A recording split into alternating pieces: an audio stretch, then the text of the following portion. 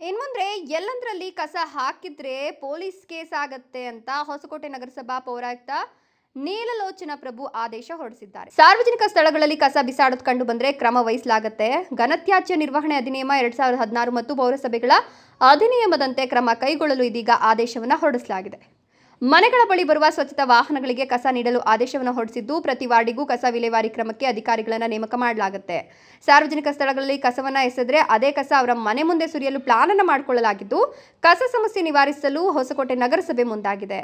ಹೊಸಕೋಟೆಯಲ್ಲಿ ಹಾದು ಹೋಗುವ ಹೆದ್ದಾರಿ ಸರ್ವಿಸ್ ರಸ್ತೆಗಳಲ್ಲಿ ಹೆಚ್ಚಾಗಿದ್ದ ಕಸದಿಂದಾಗಿ ಹೊಸಕೋಟೆ ನಗರಕ್ಕೆ ಹೊಂದಿಕೊಂಡಿರತಕ್ಕಂಥ ಕೆರೆ ಏರಿ ಮೇಲೆಯೂ ಕೂಡ ಕಸದ ರಾಶಿ ಕಂಡು ಬರ್ತಾ ಇದೆ. ಹೀಗಾಗಿ ಹೊಸಕೋಟೆ ಕೆರೆಗೆ ರಾಶಿ ಕಸ ಸೇರ್ತಾ ಇದ್ದು, ನೀರು ಕೂಡ ಕಲುಷಿತಗೊಳ್ತಾ ಇದೆ. ಹೀಗಾಗಿ ಎಲ್ಲೆಂದರಲ್ಲಿ ಕಸ ಎಸೆದು ಹೋಗ್ತಿದ್ದ ವ್ಯಾಪಾರಸ್ಥರು ಮತ್ತು ಸಾರ್ವಜನಿಕರಿಗೆ ದಂಡ ವಿಧಿಸಲು ಅವರ ಮೇಲೆ ಕ್ರಮ ತೆಗೆದುಕೊಳ್ಳಲು ನಗರಸಭೆ ಮುಂದಾಗಿದೆ. ಹೊಸಕೋಟೆ ಮತ್ತು ಕೋಲಾರ ಹೆದ್ದಾರಿ ಪಕ್ಕದಲ್ಲೇ ತ್ಯಾಜ್ಯ ಗಬ್ಬು ನಾರ್ತಾ ಇದ್ದು ಅನಾರೋಗ್ಯಕ್ಕೆ ಮೂಲ ಕಾರಣವಾಗ್ತಾ ಇದೆ. ಹೀಗಾಗಿ ನಗರಸಭೆ ಆದೇಶಕ್ಕೆ ಜನರು ಉತ್ತರ ಏನು ಅನ್ನೋದನ್ನ ಕಾದು ನೋಡಬೇಕಾಗಿದೆ.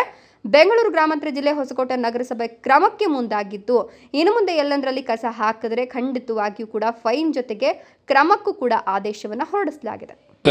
ರಾಜಕಾರಣಿಗಳ ಕೆಲಸ ಇಲ್ಲ, ಸ್ವಚ್ಛತೆ ಅಂದರೆ ಬರೀ ಲೀಡರ್ಸ್ ಕೆಲಸ ಅಂತಲ್ಲ. ಎಲ್ಲರೂ ಕೈ ಜೋಡಿಸಿ ಸ್ವಚ್ಛತೆಯನ್ನು ಕಾಪಾಡಿದ್ರೆ ನಮ್ಮ ಊರು ನಗರ ಸ್ವಚ್ಛವಾಗಿರುತ್ತೆ.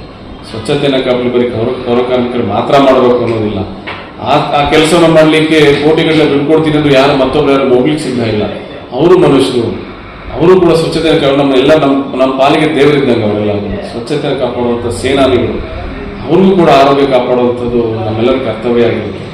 ನಾವೆಲ್ಲರೂ ಕೇಳ್ಕೊಳ್ಳೋದಿಷ್ಟೇ, ನಿಮ್ಗೆ ಏನಾದರೂ ಕಸದ ಗಾಡಿಗಳ ಸಮಸ್ಯೆ ಇದೆ, ಕಸದ ಗಾಡಿಗಳು ಬರ್ತಾ ಇಲ್ಲ ಅಂತಂದರೆ ನನ್ನ ನಂಬರ್ಗೆ ನೇರವಾಗಿ ನನಗೆ ಸಂಪರ್ಕ ಮಾಡಬಹುದು, ಅಥವಾ ನಮ್ಮಲ್ಲಿ AWE ಎನ್ವೈರನ್ಮೆಂಟಲ್ ಇದ್ದಾರೆ, ಹೆಲ್ತ್ ಇನ್ಸ್ಪೆಕ್ಟರ್ಸ್ ಇದ್ದಾರೆ, ಕಾಲ್ ಮಾಡಿದ್ರೆ ನಾವು ಅದನ್ನು ಕಳಿಸ್ಕೊಡ್ತೀವಿ. ನಮ್ಮಲ್ಲಿ ಎಷ್ಟೋ ವಾಟ್ಸಪ್ ಗ್ರೂಪ್ಸ್ ಇದೆ, ಅಲ್ಲಿ ನಮಗೆ ಪ್ರತಿನಿತ್ಯ ಆಗ್ತಾ ಇರ್ತಾರೆ, ಇಲ್ಲಿ ನಮಗೆ ಕಸದ ಗಾಡಿ ಬಂದಿಲ್ಲ ಅಂತ ಕೊಟ್ಟ ತಕ್ಷಣ ನಾವು ಸ್ಪಂದನೆ ಮಾಡ್ತಾ ಇದ್ದೀವಿ, ಅಲ್ಲಿ ಕಳಿಸ್ಕೊಡೋ ವ್ಯವಸ್ಥೆ ಮಾಡ್ತಾ ಇದ್ದೀವಿ.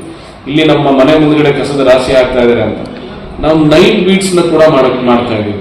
ಪ್ರತಿ ರಾತ್ರಿ ನಾವು ನೈಟ್ ಬೀಟ್ಸ್ನ ಮಾಡೋದು, ನೈಟ್ ಬೀಟ್ಸ್ ಮಾಡಿ ಅಲ್ಲಿ ಸಿಕ್ಕದವ್ರಿಗೆ ಅವೇರ್ನೆಸ್ ಕೊಟ್ಟು ಮತ್ತೆ ಇಲ್ಲಿ ಕಸ ಆಗಬಾರ್ದು ಅಂತ ಅವೇರ್ನೆಸ್ ಕೂಡ ಕೊಡ್ತಾ ಇದ್ದೀವಿ.